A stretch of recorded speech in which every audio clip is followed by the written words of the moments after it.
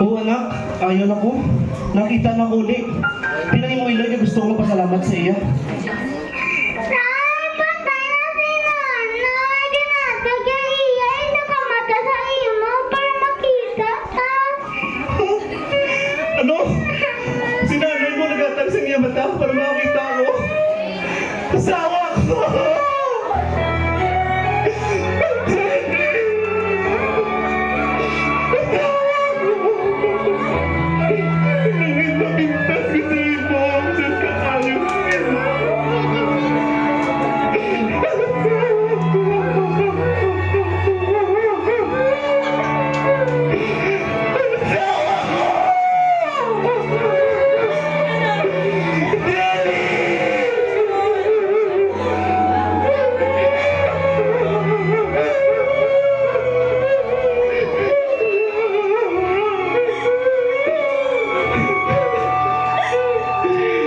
Lagi ko mabalo sa tunan nga ayaw mo sa ako.